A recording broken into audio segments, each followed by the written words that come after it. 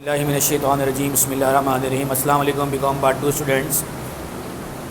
बेटा हमारा cost accounting में स्टैंडर्ड कॉस्टिंग का यानी वेरिएंस का चैप्टर चल रहा था और एक क्वेश्चन मैंने आपको डिटेल करा दिया था 2001 का, उसकी मैंने आपको प्रॉपर एंट्रीज करा दी थी। फिर मैंने आपको एक क्वेश्चन करने के लिए दिया था और उस क्वेश्चन में जो प्रॉब्लम थी यानी उसमें आपको यूनिट्स बताए हुए थे तो पर यूनिट प्राइस नहीं बताई हुई थी या फिर आवर्स बताए हुए थे तो पर आवर नहीं बताया हुआ था, तो उसको वो डिवाइड करके आपको खुद करना था। वो बड़ा इंपॉर्टेंट सवाल था। आज हम इसी स्टैंडर्ड कॉस्टिंग में यानी वेरिएंस के अंदर मज़ीद आगे देखते हैं क्या है। इसके लिए आप अपने हैंडआउट्स के पेज नंबर 34 पे आइए। तो पेज नंबर 34 पे अच्छा अभी FOH के वो दो वेरिएंस बाकी हैं, जो नंबर 6 है ना, 5 तक मैंने करा दिया था। पेज नंबर 33 पे 6 अभी बाकी है, वो भी हमने छेड़ा भी नहीं है, उसको हम इंशाल्लाह आगे डिस्कस करेंगे। और पेज नंबर 34 से हमने एंट्री प्रोसीजर भी पढ़ चुके थे। आज हम देखेंगे पेज नंबर 34 पे आपको सबसे पहले नज़र आ रहा है डिटरमाइन एक्चुअल कॉस्ट और उसके नीचे नज़र आ रहा है डिटरमाइन स्टैंडर्ड कॉस्ट। बेटा होता यह है कि इस चैप्टर के अंदर दो तरीक़ों से सवाल आ सकता है। एक तो तरीका ये हो सकता है कि वो आपको स्टैंडर्ड और एक्चुअल के दो कॉलम्स दे दे और आपको वेरिएंस निकालने को कहे, जैसे कि हमने इससे पहले वाले में किया कि हमें स्टैंडर्ड का अलग कॉलम गिवन था, एक्चुअल का अलग कॉलम गिवन था। स्टैंडर्ड वाले कॉलम में क्वांटिटी अलग थी, प्राइस अलग थी। एक्चुअल वाले कॉलम में क्वांटिटी अलग थी, प्राइस अलग थी मटेरियल की। ऐसी लेबर में स्टैंडर्ड वाले कॉलम में आवर्स अलग थे, रेट अलग था। ऐसी एक्चुअल वाले कॉलम में भी जो है वो आपके लेबर के आवर्स अलग थे और रेट अलग था। तो ऐसा सवाल अगर आपको वो देगा तो उसमें आपको वेरिएंस कैलकुलेट करना पड़ेगा और मटेरियल और लेबर दोनों के दो अलग अलग वेरिएंसेस होते हैं, वो मैं आपको करवा चुका हूँ। अब जो मैं आपको क्वेश्चन करवाने जा रहा हूँ उसके तहत वो आपको कोई एक कॉस्ट बताएगा, या तो स्टैंडर्ड बता देगा और वेरिएंस बता देगा, तो आपको एक्चुअल कॉस्ट मालूम करनी होगी, या फिर वो आपको एक्चुअल कॉस्ट बता देगा और वेरिएंस बता देगा, आपको स्टैंडर्ड कॉस्ट मालूम करनी होगी। तो ये दोनों के लिए आपको फॉर्मूला बता दिया है कि अगर आपको एक्चुअल कॉस्ट मालूम करनी है तो इसको याद करने का सबसे आसान तरीका है, ब्रैकेट में लिखा है SUF यानी सफ। ये सिर्फ याद करने का तरीका है कि स्टैंडर्ड एक्चुअल कॉस्ट मालूम करने का तरीका है सफ। सफ से मुराद S stands for standard cost, U stands for unfavourable variance और F stands for favourable variance. बस इस बात का ख्याल रखना है कि पहले में प्लस है, दूसरे में माइनस है।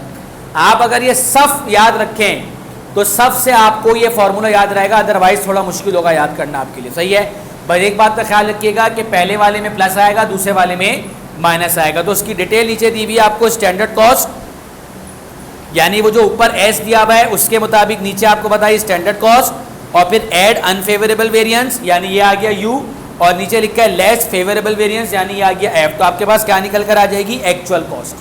सही है। इसी तरीके से नीचे लिखा हुआ है डिटरमाइन स्टैंडर्ड कॉस्ट। अगर स्टैंडर्ड कॉस्ट मालूम करनी है तो स्टैंडर्ड कॉस्ट मालूम करने का फॉर्मूला है अफू। क्या है, अफू, यानी A stands for actual cost, F stands for favourable variance, U stands for unfavourable variance. और इसमें भी पहला वाला प्लस है, दूसरा वाला माइनस है। अब बच्चों को चूंकि ये याद नहीं रहता, इस वजह से मैंने इसके ऐसे शॉर्ट फॉर्म करके बता दी ताकि याद रहे, क्योंकि पहले वाले में अनफेवरेबल प्लस है, फेवरेबल माइनस है, दूसरे वाले में फेवरेबल प्लस है और अनफेवरेबल माइनस है। अक्सर बच्चे कंफ्यूज हो जाते हैं, उनको याद ही नहीं रहता कि कौन से वाले में अनफेवरेबल प्लस है, कौन से वाले में अनफेवरेबल माइनस है। तो इसलिए आसान तरीका एक्चुअल कॉस्ट निकालने का तरीका सफ, स्टैंडर्ड कॉस्ट निकालने का तरीका अफू। सही है। अच्छा, अब आप जाके देख सकते हैं नीचे लिखा हुआ है इसका फॉर्मूला एक्चुअल कॉस्ट यानी A stands for actual cost, add F stands for favourable variance और less U stands for unfavourable variance. तो हमारे पास क्या निकल कर आ जाएगी, स्टैंडर्ड कॉस्ट। ये तीनों चीज़ों के लिए, मटेरियल के लिए भी यही फार्मूला होगा, लेबर के लिए भी यही फार्मूला होगा और FOH के लिए भी यही फार्मूला होगा। यानी अगर आपको एक्चुअल कॉस्ट निकालनी है यानी सफ, तो मटेरियल के लिए भी यही, लेबर के लिए भी यही, FOH के लिए भी यही। अगर आपको स्टैंडर्ड कॉस्ट निकालनी है तो मटेरियल के लिए भी यही फार्मूला, लेबर के लिए भी यही फार्मूला और FOH के लिए भी यही फार्मूला। तो आइए आज हम एक और क्वेश्चन करते हैं। जो मैंने 2001 का क्वेश्चन आपको करवाया था, आपको याद होगा मैंने उसका B पार्ट कराया था, A पार्ट नहीं कराया था, और मैंने कहा था कि ये A पार्ट मैं आपको बाद में कराऊंगा। तो अब आप आ जाइए इसके A पार्ट पे। इसका A पार्ट कहते हैं the actual cost and variance for direct material, direct labour and factory overhead. यानी आपको एक्चुअल कॉस्ट दी हुई है, for the month of October are given below. देखिए आपको डायरेक्ट मटेरियल की एक्चुअल कॉस्ट दी हुई है 71,000, जबकि क्वांटिटी वेरिएंस अनफेवरेबल है और प्राइस वेरिएंस फेवरेबल है। इसी तरह डायरेक्ट लेबर की भी एक्चुअल कॉस्ट दी हुई है 92,000, आर्स वेरिएंस जो है वो फेवरेबल है और जो रेट वेरिएंस है वो अनफेवरेबल है। और ऐसी ही फैक्ट्री ओवरहेड की भी एक्चुअल कॉस्ट दी हुई है, और चूंकि एफओएच अभी तक हमने वन वे वेरिएंस पढ़ा है तो उसका एक ही वेरिएंस है और वो आपका फेवरेबल है। जाहिर है बेटा, अगर आपको वो क्वेश्चन में एक्चुअल कॉस्ट देगा और वेरिएंसेस देगा तो वो आपसे स्टैंडर्ड कॉस्ट पूछेगा। तो आप जाके देख सकते हैं, इसकी रिक्वायरमेंट में लिखा है compute the standard cost of direct material, direct labour and factory overhead. और एंट्रीज बनाने का तरीका तो वही है, बल्कि मैं समझता हूँ कि ऐसे वाले सवाल में एंट्री बनाना ज़्यादा आसान है। तो आइए बिस्मिल्लाह करते हैं। सबसे पहले देख लीजिए स्टैंडर्ड कॉस्ट का फॉर्मूला क्या है। पेज नंबर 34 पे जो दूसरा वाला फॉर्मूला यानी अफू, actual cost plus favourable variance minus unfavourable variance, ये आपने हेडिंग डाल दी 2001 question number 8A, computation for actual cost of material. अपनी याद दहानी के लिए आप चाहें तो कहीं पर जब सवाल सॉल्व कर रहे हो तो कहीं पर लिख लीजिएगा छोटा सा अफू, ताकि आपको थ्रू आउट द क्वेश्चन ये याद रहे कि आपने अफू लेकर चलना है, यानी एक्चुअल प्लस फेवरेबल और माइनस अनफेवरेबल। तो मैं चूंकि मटेरियल की बात कर रहा हूं और मैं फॉर्मूला लगा रहा हूं अफू, तो मुझे यहाँ पे सबसे पहले लिखनी पड़ेगी एक्चुअल कॉस्ट ऑफ मटेरियल। ये आपको क्वेश्चन में गिवन है 71,000। फिर आपने इसके अंदर ऐड करना है फेवरेबल और लेस करना है अनफेवरेबल। तो जो फेवरेबल है वो कौन सा है? Price variance. तो ये आपने लिखा add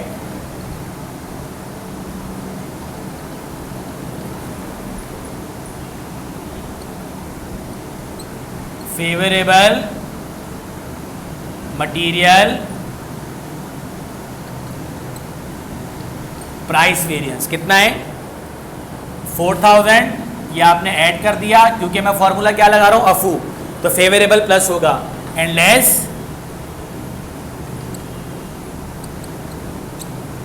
unfavourable material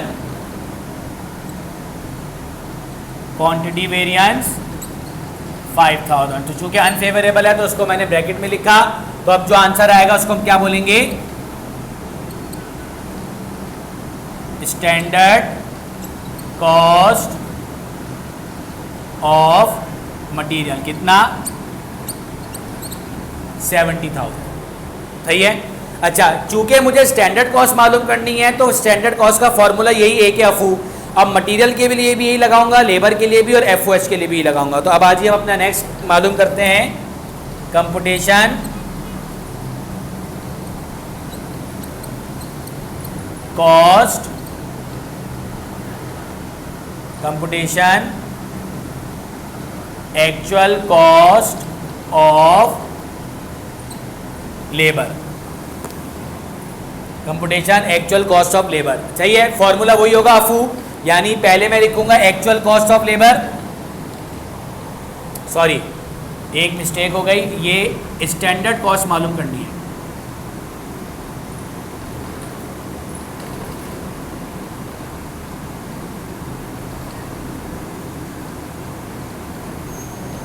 standard cost of labour,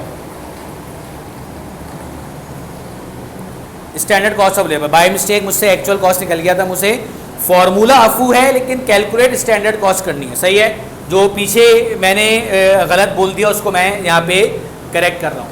okay, now actual cost of labour कितनी है? Actual cost of labour 92,000। अच्छा, फॉर्मूला वही है अफू, यानी फेवरेबल जो पहला वाला है, पहले वाला जो साइन होगा प्लस, दूसरा वाला साइन माइनस, यानी फेवरेबल प्लस होगा अफू में ऐड। अब देखिए इसमें फेवरेबल वेरिएंस कौन सा है? इसके अंदर जो आर्स वेरिएंस है वो फेवरेबल है, तो ये आपने ऐड कर दिया फेवरेबल लेबर आर्स वेरिएंस, ये ऐड कर दिया आपने 6000, और जो रेट वेरिएंस है वो अनफेवरेबल है 8000, ये आपने लेस कर दिया अनफेवरेबल लेबर रेट वेरिएंस 8000, सही है जी।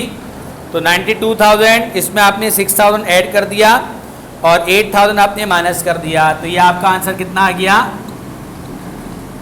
90,000, which means standard cost of labour, सही है जी।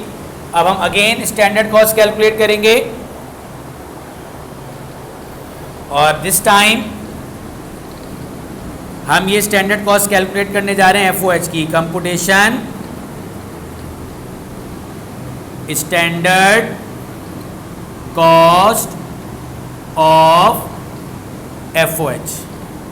फॉर्मूला वही है, लेकिन चूंकि एफओएच का वेरिएंस ही एक होता है, फेवरेबल या अनफेवरेबल अब तक। वैसे भी आगे जाके मैं आपको एफओएच के भी दो वेरिएंस पढ़ाऊंगा, एक कंट्रोलेबल वेरिएंस, एक वॉल्यूम वेरिएंस, तो फिर आपके एफओएच के भी दो वेरिएंस बन जाएंगे, लेकिन फिलहाल अभी तक सिर्फ एक ही वेरिएंस है, और जाहिर है वो चूंकि एक ही है तो या तो फेवरेबल होगा तो या फिर अनफेवरेबल होगा।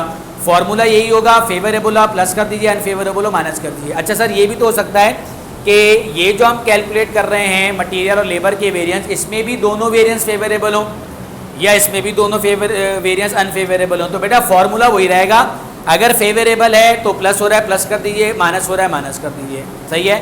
तो इसमें भी ये पॉसिबिलिटी है कि दोनों वेरिएंस जो है वो एक ही जैसे हों।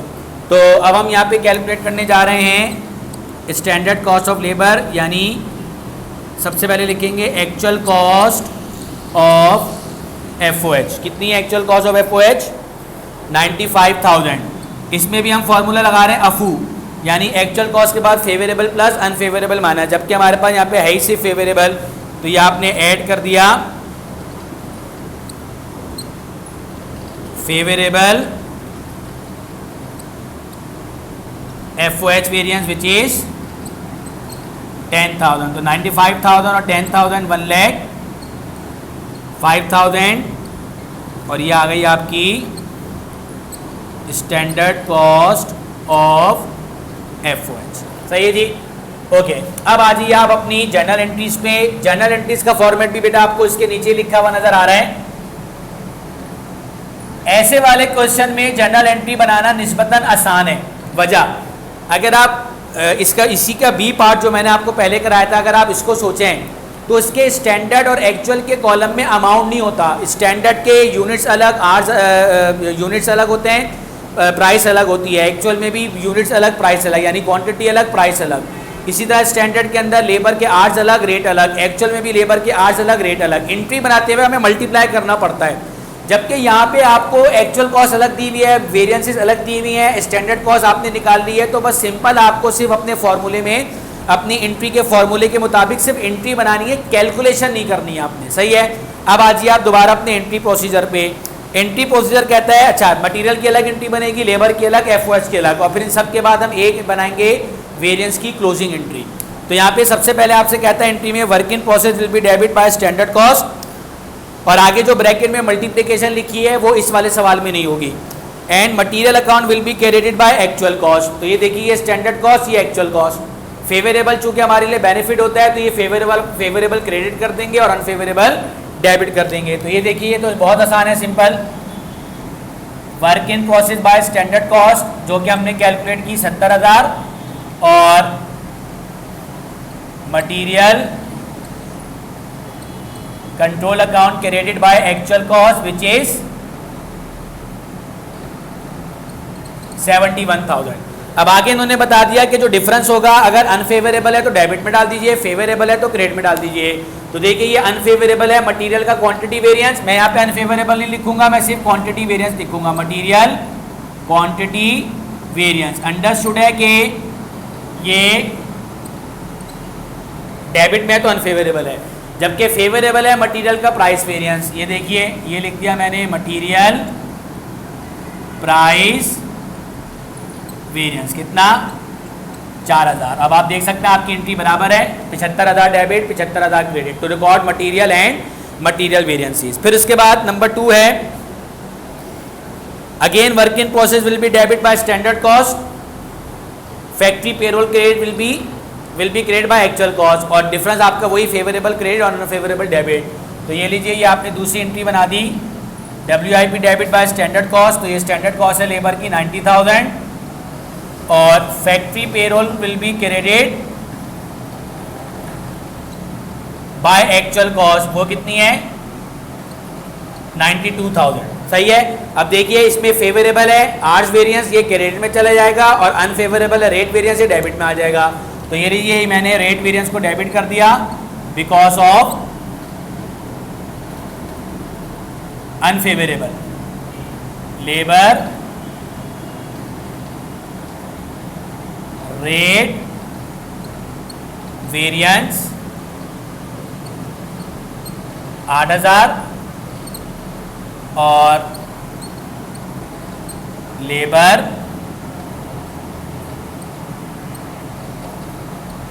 Hours variance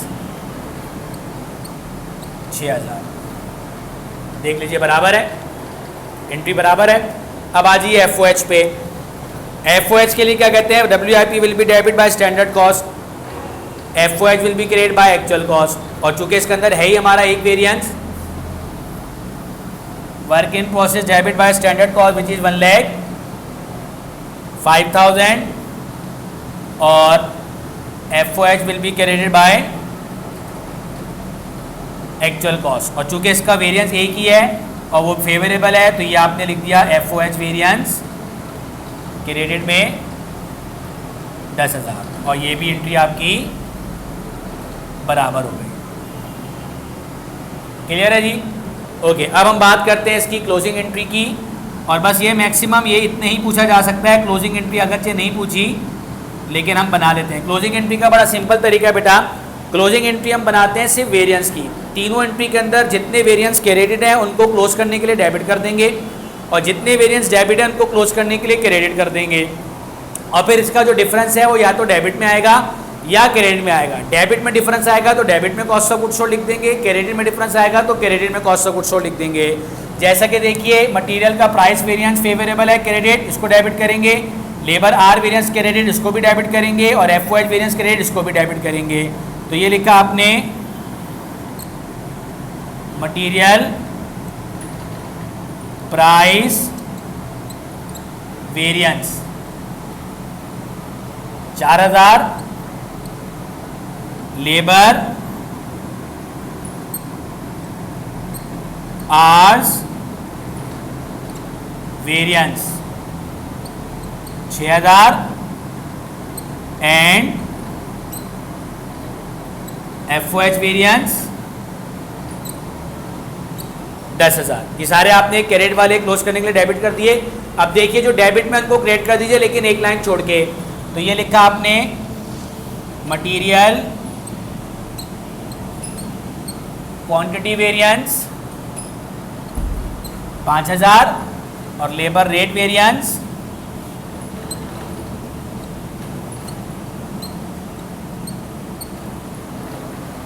8,000। अच्छा, अब ये आपका बराबर तो है नहीं, तो आपको बराबर करना पड़ेगा। कैसे? 6, 4, 10 और 10 20, 20,000 डेबिट में और 8, 5 13,000 क्रेडिट में, तो 7,000 का डिफरेंस क्रेडिट साइड पर है, तो आप इसको कॉस्ट ऑफ गुड्स सोल्ड को क्रेडिट में जाके लिख देंगे, यानी ये जो डिफरेंस है ये आपने कवर कर दिया 7,000 से। सही है जी? ओके, तो ये हमारा क्वेश्चन था जिसके अंदर हमने स्टैंडर्ड कॉस्ट मालूम करनी थी, हमें एक्चुअल कॉस्ट गिवन थी, और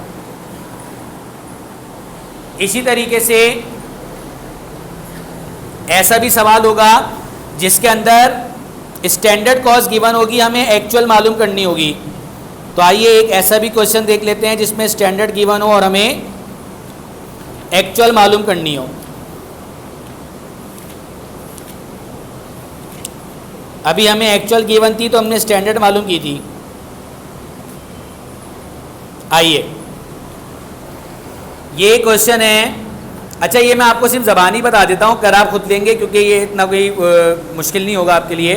2012 प्राइवेट का क्वेश्चन नंबर 8, 2012 प्राइवेट का क्वेश्चन नंबर 8 कहते हैं the standard cost variances for July 2012 are as follows.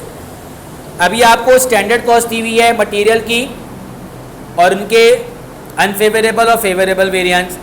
इसी तरह स्टैंडर्ड कॉस्ट दी हुई है आपको लेबर की और उनके भी अनफेवरेबल और फेवरेबल वेरिएंस। जबकि फैक्ट्री ओवरहेड अगर आप देखें तो इसमें आपको दो वेरिएंस नज़र आ रहे हैं, एक स्पेंडिंग वेरिएंस और एक volume variance. Basically spending variance का दूसरा नाम है कंट्रोलेबल वेरिएंस। ये मैं भी आपको आगे जाके बताऊंगा कि ये कैसे होते हैं। अदरवाइज ऐसे सवालों के अंदर अगर वो आपको टू वे वेरिएंस दे भी दे और आपको वो टू वे वेरिएंस नहीं आता तो ऐसे सवालों में मुश्किल नहीं होगी, क्योंकि उसमें तो एक फॉर्मूला आपने अप्लाई करना है सफ वाला। अच्छा, अब हमें इससे पता चल गया कि क्योंकि क्वेश्चन में स्टैंडर्ड कॉस्ट गिवन है तो लाजमी बात है वो आपसे अब एक्चुअल कॉस्ट पूछेगा।